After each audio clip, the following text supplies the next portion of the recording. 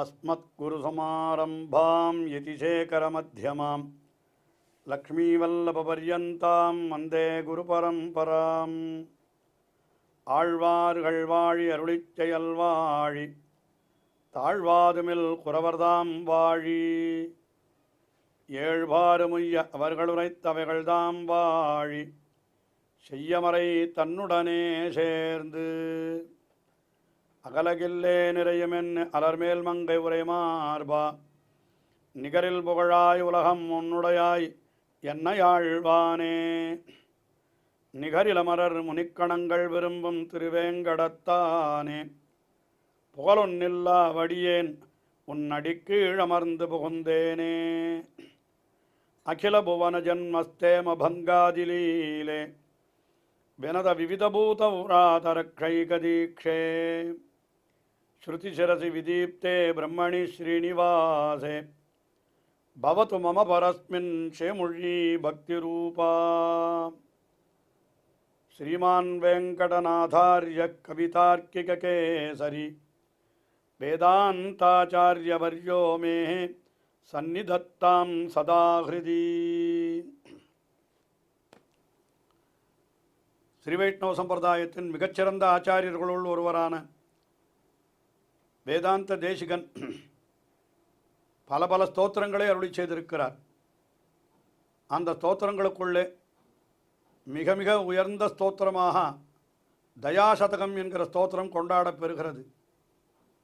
திருவேங்கடமுடையானுடைய தயை என்கிற ஒரு திருக்கல்யாண குணத்தையே ஒரு தேவியாக உருவகப்படுத்தி அந்த தயாதேவியை நோக்கி அவளுடைய பெருமைகளையெல்லாம் எடுத்து சொல்லும் விதமாக 100க்கும் மேற்பட்ட ஸ்லோகங்களை கொண்ட இந்த ஸ்தோத்திரத்தை அருளி செய்துள்ளார் வேதாந்த தேசிகன்.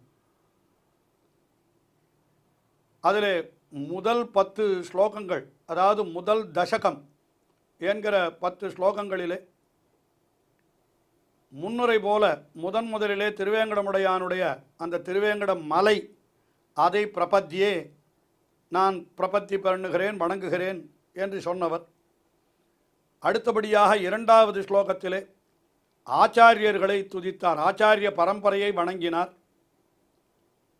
அதற்கு அடுத்தபடியாக இப்பொழுது 3வது ஸ்லோகத்தை நாம் அனுபவிக்கிறோம். இந்த 3வது ஸ்லோகத்திலே ஆச்சாரியர்களுக்கு அடுத்து மேற்பட்டவர்களான ஆழ்வார்களை வணங்குகிறார். ஆழ்வார்கள் என்றால் எப்படிப்பட்டவர்கள்? எம்பெருமானாலே மயர்வரம் மதிநலம் அருளப் பெற்றவர்கள். அந்த எம்பெருமானுடைய ஸ்வரூப ரூப குண விபூதிகள் என்று சொல்லப்படுகின்ற எம்பெருமானுடைய பெருமைகள் எல்லாவற்றிலும் அப்படியே ஆழ்ந்து போனவர்கள். ஆகையினாலே அவர்களுக்கு ஆழ்வார்கள் என்று பெயர் ஏற்பட்டது. அந்த ஆழ்வார்கள் அற்புதமான திவ்ய பிரபந்தங்களை அருளி செய்தார்கள். அந்த திவ்ய பிரபந்தங்கள் தான் நமக்கு தெள்ளத் தெளிவான ஞானத்தை, அறிவை நமக்கு உண்டாக்குகின்றன. வேதாந்த தேசிகனே கூட செய்ய தமிழ் மாலைகள் நாம் தெளிய ஓதி தெளியாத மறைநிலங்கள் தெளிகின்றோமே என்று அருளி செய்திருக்கிறார். அதாவது செய்ய தமிழ் மாலைகள் என்னால் ஆழ்வார்கள் அருளி செய்த திவ்ய பிரபந்தங்கள், அதை நாம் தெளிய ஓதினால், மிக நன்றாக அதை கற்றுவிட்டோமானால் நமக்கு தெளிவு ஏற்படாத மறைநிலங்கள், வேதங்களிலே இருக்கக்கூடிய இடங்கள், வேதங்கள் எப்பொழுதும் எல்லாவற்றையும் மறைத்தே சொல்லும், நேரடியாக சொல்லாது. அதனால தான் அதற்கு மறை என்றே பெயர் என்று கூட சொல்லுவார்கள். அப்படிப்பட்ட தெளிவு நமக்கு ஏற்படாத மறைநிலங்கள் கூட ஆழ்வார்களுடைய அருளி செயலாலே நமக்கு அது தெளிவை ஏற்படுத்திவிடும் என்றெல்லாம் சொல்லியிருக்கிறார்கள். ஆகையினாலே அது அப்படிப்பட்ட ஆழ்வார்களை இந்த 3வது ஸ்லோகத்திலே வணங்குவதாக அப்படி தேசிகன் அருளி செய்கிறார்.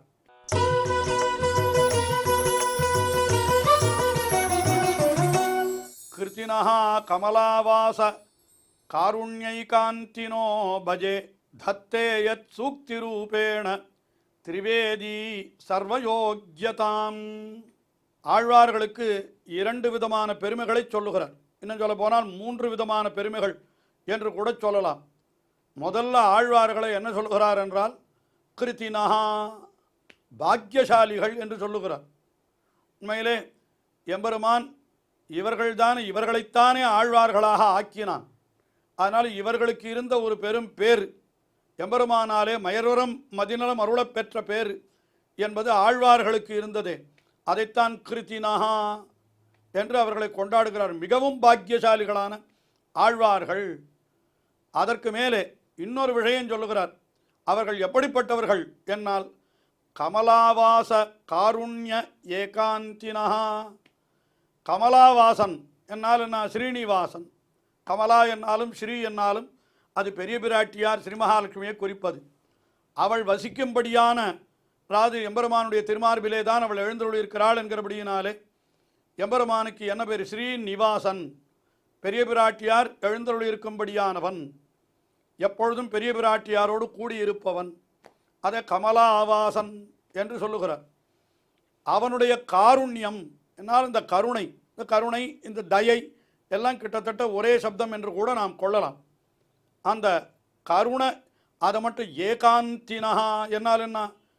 அது ஒன்றையே பற்றாசாக கொண்டவர்கள், எம்பெருமானுடைய கருணையை மட்டுமே நம்பி இருப்பவர்கள் ஆழ்வார்கள் என்று அவர்களுக்கு இன்னொரு சிறப்பு சொல்லுகிறார். ஆழ்வார்கள் அத்தனை பேரும் எம்பெருமானுடைய கருணை, நம்மாழ்வார் முதலான அத்தனை ஆழ்வார்களும் அந்த திருவேங்கடமுடையானுடைய கருணையை மட்டுமே தஞ்சமாக பற்றியவர்கள் என்று சொல்லணும். ஆகினாலே கமலாவாச காருண்யைகாந்தினஹா, அப்படிப்பட்டவர்கள் ஆழ்வார்கள். திருவேங்கடமுடையானுடைய கருணையையே கொண்டு அவனை பற்றி இருப்பவர்கள். அதற்கு மேலே அவர்கள் பண்ணின ஒரு உயர்ந்த காரியம் என்ன? யத் சூக்தி ரூபேண தத்தே, அதாவது எவரொருவர்கள் தங்களுடைய திருவாக்குகளாலே கொடுத்தார்களோ, என்ன கொடுத்தார்கள் என்னால் திரிவேதி, 3 வேதங்களினுடைய சாரங்களை அப்படியே அழகிய தமிழிலே கொடுத்தார்கள் நமக்கு. திருவரங்கத்து அமுதனார் பொய்கையாழ்வாரை பற்றி சொல்லுகிற பொழுது மறையின் குருத்தின் பொருளையும் செந்தமிழ் தன்னையும் கூட்டி ஒன்ன திரித்து அன்று எரித்த திருவிளக்கு என்று சொல்லுகிறார். ஆகினாலே வேதம் தமிழ் செய்தவர்கள் ஆழ்வார்கள் என்று அவர்களுக்கு அது பெருமையாக சொல்லப்படுகிறது. அருள் கொண்டு 1000 இன்தமிழ் பாடினான் என்று மதுரகவி ஆழ்வார் நம்மாழ்வாரை பற்றி அருளி செய்கிறார். ஆயினாலே என்ன சொல்லுகிறார்? எவரொருவர்கள் தங்களுடைய திருவாக்குகளாலே திரிவேதி 3 வேதங்கள், அதாவது ரிக்வேதம், எதிர்வேதம், சாமவேதம், இந்த 3 வேதங்களை முக்கியமாக சொல்லுவது. இதில் அதர்வ வேதத்தையும் சேர்த்து கொள்வதுண்டு. இருந்தாலும் இங்கே 3 வேதம்.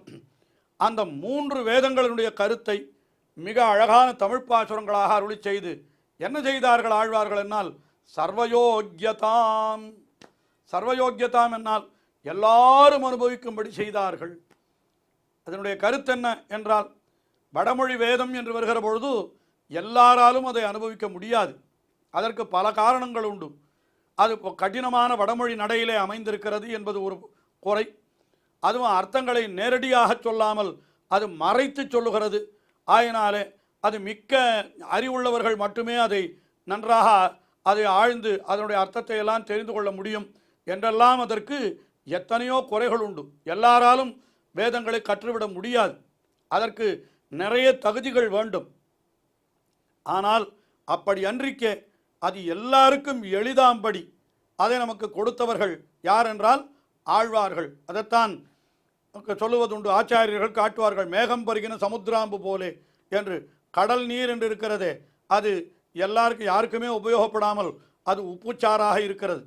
ஆனால் இந்த கடல் நீரே மேகங்களாலே பருகப்பட்டு மழையாக பொழிந்து ஆறுகளிலும் குளங்களிலும் தங்குமானால் அது எல்லாராலும் எல்லா காலத்திலும் அனுபவிக்கும்படியாக இருக்கிறது. அதுபோல வேதங்களிலே உள்ள அர்த்தங்களை எல்லாம் மேகங்களான ஆழ்வார்கள் என்ன செய்தார்கள்? அதை நன்றாக பருகி அதை தங்களுடைய சூக்தியாகிற மழை, தங்களுடைய திருவாக்குகளாகிற மழையாலே கொடுத்தார்கள். அதுதான் திவ்ய பிரபந்தம். ஆயினாலே ஆழ்வார்கள் என்ன செய்தார்கள்? சூக்தி ரூபேண தத்தே என்று தங்களுடைய திருவாக்குகள் மூலமாக அந்த திரிவேதி 3 வேதங்களுடைய அர்த்தங்களை இப்படி தங்களுடைய திருவாக்குகளாலே கொடுத்தார்கள். அதனால் அந்த 3 வேதங்களுடைய பொருள்களுக்கு என்ன நிலை ஏற்பட்டது என்றால் சர்வயோக்கியதாம், எல்லோராலும் அனுபவிக்கப்படக்கூடிய ஒரு தன்மையானது அதற்கு ஏற்பட்டது.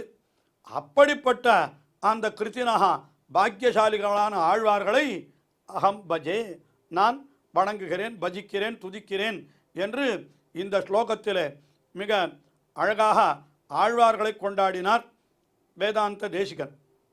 அடுத்தபடியாக 4வது ஸ்லோகம். இந்த 4வது ஸ்லோகத்திலே பராசரர் முதலான முனிவர்களை வணங்குகிறார். பராசர முகான் வந்தே என்று முனிவர்கள், ஆழ்வார்களுக்கு முற்பட்ட காலத்தில் இருந்தவர்கள் அல்லவா, அதாவது முதலிலே ஆச்சாரியர்கள், ஆச்சாரியர்களுக்கு முற்பட்ட காலத்தில் இருந்தவர்கள் ஆழ்வார்கள், ஆழ்வார்களுக்கும் முற்பட்ட காலத்தில் இருந்தவர்கள் பராசரர் முதலான முனிவர்கள். அவர்கள்தான் இதிகாச புராணங்களை எல்லாம் அருளி செய்தார்கள். இன்னும் சொல்ல போனால் அந்த இதிகாச புராணங்களிலே இருக்கிற கருத்துக்களெல்லாம் கூட அப்படியே ஆழ்வார்களுடைய அருளி செயலிலே நமக்கு கிடைக்கின்றது அல்லவா. ஆயினாலே ஒரு விதத்திலே பார்த்தால் ஆழ்வார்களுக்கு முன்னோடிகளாகத்தான் அந்த ரிஷிகளும் பார்க்கப்படுகிறார்கள். ஆயினாலே அப்படிப்பட்ட ரிஷிகள் அவர்களை நான் வணங்குகிறேன் என்பதாக இந்த 4வது ஸ்லோகத்திலே அருளி செய்கிறார் வேதாந்த தேசிகன்.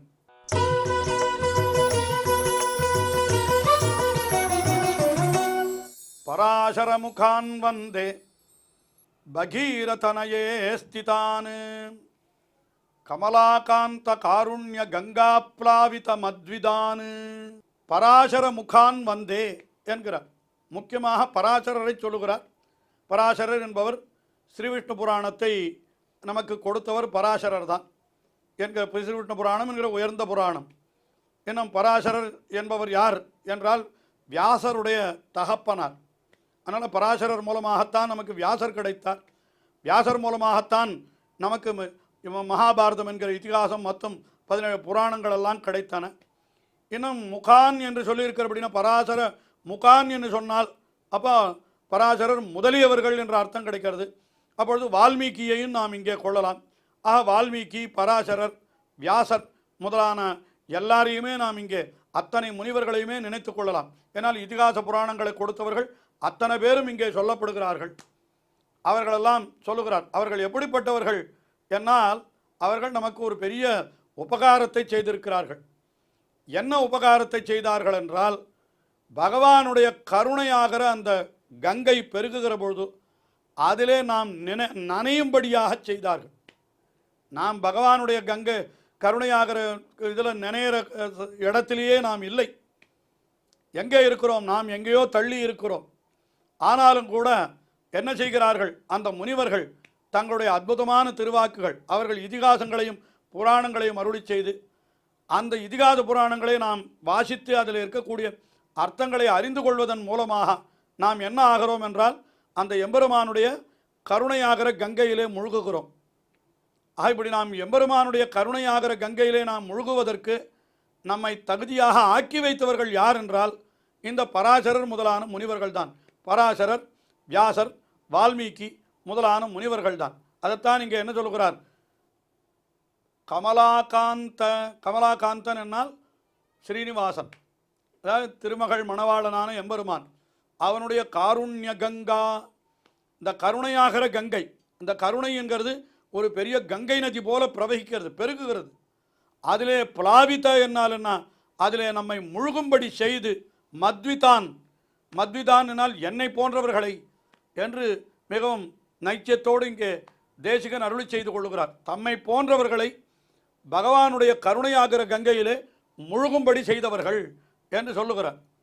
அப்படி செய்ததை ஒரு உதாரணத்தை வேறு எடுத்து காட்டுகிறார் இந்த ஸ்லோகத்தில்.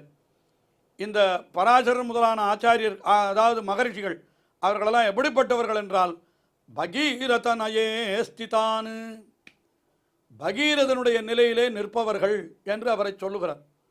அந்த முனிவர்களெல்லாம் பகீரதனுடைய நிலையிலே நிற்பவர்கள் என்று சொன்னார். அது என்ன சரித்திரம்? எல்லாருக்கும் தெரிந்த சரித்திரமாகத்தான் இருக்கும். அதாவது சகரபுத்திரர்கள் என்பவர்கள் அவர்கள் சொல்லுகிறார்கள் கங்கை எங்கே இருக்கிறது என்று தேடிக்கொண்டு, அதாவது சகரபுத்திரர்கள் போகிறார்கள். அப்படி போகிற பொழுது அங்கே வழியில் கபில முனிவர் என்று ஒரு முனிவர் எழுந்தருளிருக்கிறார். பகவானே கபில முனியாக எழுந்தருளியிருந்தான். அவனுடைய சீற்றத்துக்கு இலக்காகிவிட்டார்கள் அவர்கள்.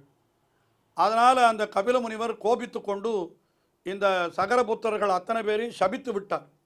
அவர்கள் அத்தனை பேரும் அப்படியே சாம்பலாக போய்விட்டார்களாம். சரி, இப்போது சகரபுத்திரர்கள் கபில முனிவருடைய இதெல்லாம் சாம்பலாக போய்விட்டால் அவர்களை நல்ல கதிக்கு அழைத்து செல்ல வேண்டும் என்றால் என்ன செய்வது என்றால், அப்பொழுது ஒரு அசரீரி சொல்லித்து, அது சொர்க்கலோகத்தில் இருக்கிற கங்கை. அந்த கங்கையை இங்கே கொண்டு வந்து அந்த கங்கையில் இந்த சாம்பலை கரைத்தால்தான், அந்த கங்கை நதியில் இந்த சாம்பலானது கரைக்கப்பட்டால்தான் இவர்களெல்லாம் நல்ல கதிக்கு போவார்கள் என்று சொல்லியிருந்தது. அதற்கு அந்த சகரபுத்தருடைய வம்சத்திலேயே வந்தவர்கள் பல பேர் முயற்சி செய்தார்கள், ஆனால் முடியவில்லை. கடைசியில் பகீரதன் என்பவன் மிக கொடிய தவத்தை செய்து அந்த கங்கா நதியை அந்த சகரபுத்திரர்கள் இருக்கிற இடம் வரைக்கும் கொண்டு வந்து அதை அந்த சாம்பலை அந்த கங்கையினுடைய தீர்த்தத்தில் கரையும்படி செய்து அவர்களுக்கு நற்கதி அளித்தான் என்று இப்படி ஒரு சரித்திரம் சொல்லப்படுகிறது. அந்த சரித்திரத்தை இங்கே நினைவு கூறுகிறார் வேதாந்த தேசிகன். எப்படி பகீரதன் கொடுந்தவம் செய்து அந்த கங்கை நதியை கொண்டு வந்து சகரபுத்திரர்களுக்கு நற்கதி அளித்தானோ, அதுபோல பராசரர் முதலான மகர்ஷிகள் மிகவும் கொடிய முயற்சி, அதாவது கடுமையான முயற்சிகள் செய்து இதிகாச புராணங்களை அருளி செய்து பகவானுடைய கருணையாகிற கங்கையை கொண்டு வந்து நம்மை அதிலே முழுகடித்து என்ன செய்தார்கள், நமக்கும் நற்கதி அளிக்கிறார்கள். ஆக சகரபுத்திரர்களுடைய, அதாவது பகீரதனுடைய முயற்சியாலே சகரபுத்திரர்கள் நற்கதி அடைந்தது போல இங்கே இந்த முனிவர்களுடைய ஒரு முயற்சியாலே நாம் நற்கதி அடைகிறோம் என்பதாக இந்த ஸ்லோகத்திலே சொல்லி அப்படிப்பட்ட முனிவர்களை வணங்குகிறேன் என்று இந்த ஸ்லோகத்திலே அருளி செய்கிறார். தொடர்ந்து அனுபவிப்போம். ஸ்ரீயக்காந்தாய கல்யாண நிதயே நிதயேர்த்தினாம் ஸ்ரீவேங்கட நிவாசாய ஸ்ரீனிவாசாய மங்களம். ஸ்ரீமத் சுந்தர ஜாமாதிர் முனிமானசவாசினே சர்வலோக நிவாசாய ஸ்ரீனிவாசாய மங்களம்.